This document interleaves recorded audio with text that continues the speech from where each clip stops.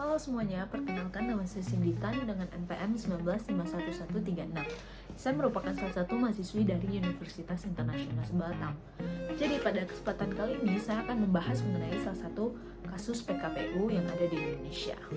Jadi pada kesempatan kali ini saya akan membahas mengenai penundaan kewajiban pembayaran utang atau PKPU di Indonesia, di mana yang dalam hal ini saya akan menganalisa mengenai kasus tersebut.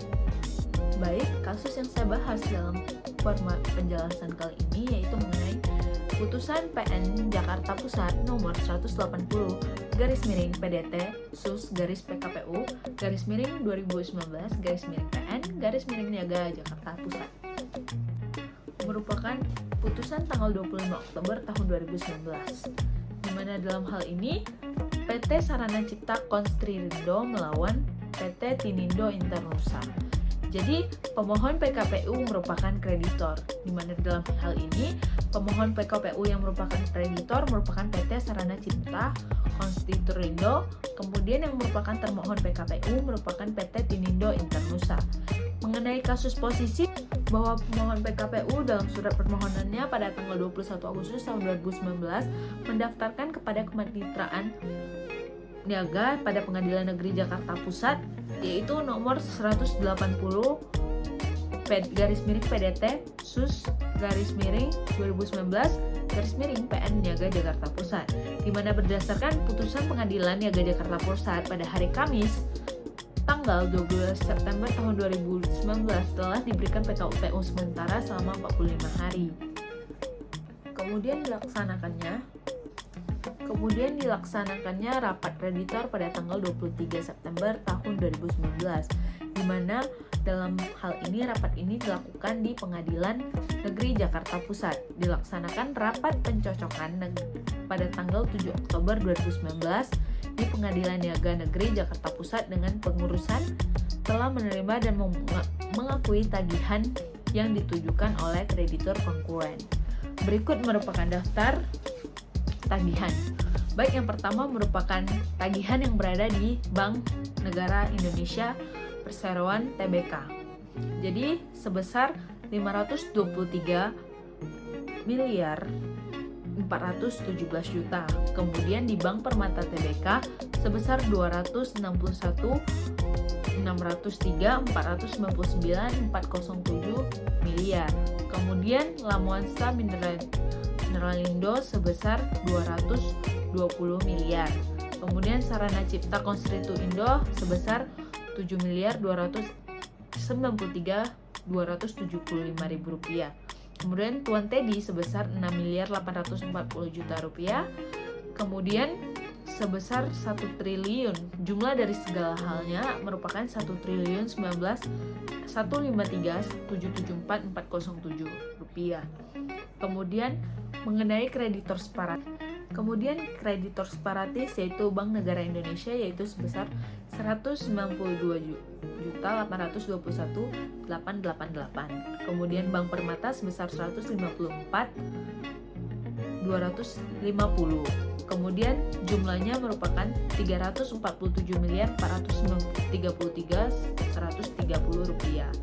Kemudian debitur mengakui sejumlah utang yang dilakukan oleh kreditor baik maupun kreditor konkurren maupun separatis. Kemudian pada hari Senin tanggal 21 Oktober 2019 bertempat di Pengadilan Negeri Jakarta Pusat telah dilaksanakan rapat kreditor dengan agenda pemungutan suara atau voting, di mana dalam hal ini rencana pemungutan suara tersebut ditetapkan oleh PT Tinindo Internusa dalam kasus PKPU ini, akan tetapi debitur belum siap dengan rencana perdamaiannya. Kemudian bahwa hakim pengawas telah menerima surat nomor 146 SRV-LIT-10-2019 tanggal 18 Oktober tahun 2019 perihal permohonan perpanjangan perdamaian PKPU atas debitur PT Tinindo Internusa. Kemudian yang pada pokoknya memohon waktu perpanjangan penundaan kewajiban pembayaran utang yaitu jadi selama 90 hari yang pada awalnya selama 43 hari. Kemudian untuk menyusun rencana perdamaian, tentunya dalam hal ini pembayaran uang PKPU selama 90 hari merupakan ketentuan yang berlaku dalam pasal 228 ayat 6, kemudian pasal 299 Undang-Undang Nomor 37 Tahun 2004 tentang kepilitan dan penundaan pembayaran utang telah dilaksanakan pemungutan suara. Dalam hal ini tentunya berikut merupakan perpanjangan dari PT Tanindo Internusa. Tujuan dari voting atau pemungutan suara tentunya dilakukan untuk dilihatnya penundaan pembayaran hutang tersebut dapat ditolak atau disetujui. Di mana dalam hal ini tentunya 5 kreditor konkuen hadir dalam hal ini mewakili tagihan sebesar 1.193.774.407 rupiah dengan jumlah hak suara 79.915 dan seluruh kreditor separatif yang hadir adalah 2 kreditor mewakili 344.433.130.000 rupiah dengan jumlah hak suara 34.743 sehingga memenuhi forum sesuai dengan pasal UU nomor 37 tahun 2004. Kemudian tentang kepilitan dan kewajiban pembayaran utang secara keseluruhan.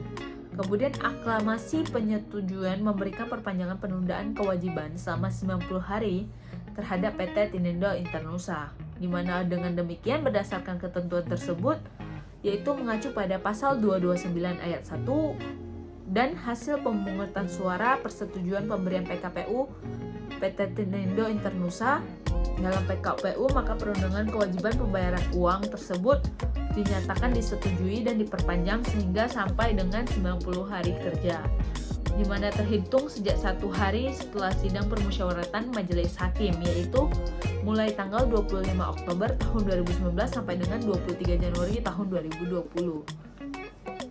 Jadi yang menjadi dasar hukum kasus posisi tersebut merupakan dari undang-undang yang berisi dalam hal debitur adalah bank atau perusahaan efek atau bursa efek, kemudian lembaga clearing dan penjaminan, lembaga penyimpanan dan penyelesaian perusahaan asuransi, perusahaan reasuransi, dana pensiun, dan badan usaha milik negara yang bergerak di bidang kepentingan publik, maka dapat mengajukan permohonan penundaan kewajiban pembayaran utang.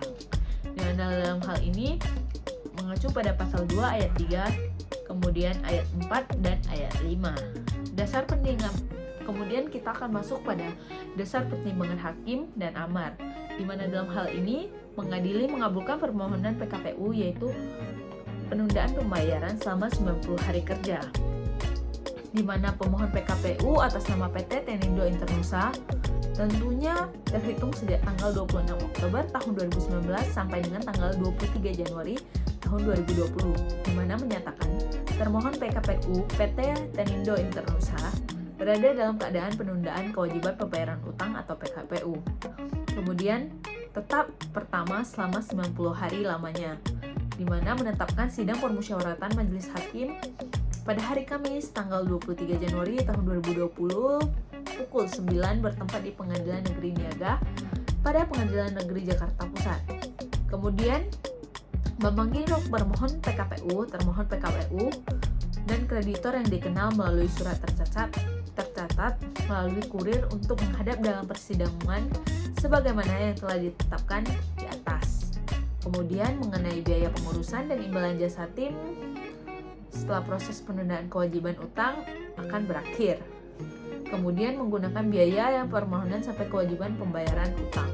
Kemudian amar tersebut telah dikabulkan.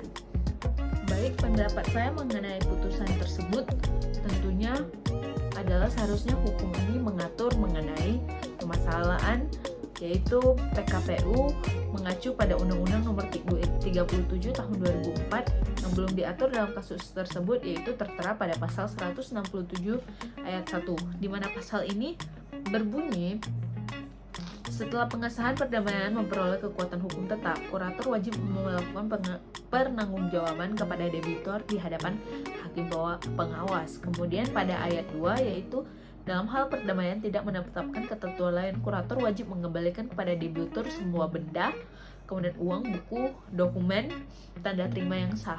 Dimana tentunya menurut pendapat saya hal ini sangat penting karena kita harus mengembalikan dan memberikan kewajiban kita penuh terhadap debitor. Tentunya dalam hal ini pasal tersebut diatur dikarenakan memperoleh kekuatan hukum yang kuat dan dapat mempertanggungjawabkan hal-hal kepada debitur dan hakim. Mungkin itu saja yang dapat saya sampaikan mengenai kasus ini. Sekian dari saya, terlebih dan terkurang saya mohon maaf. Bye-bye.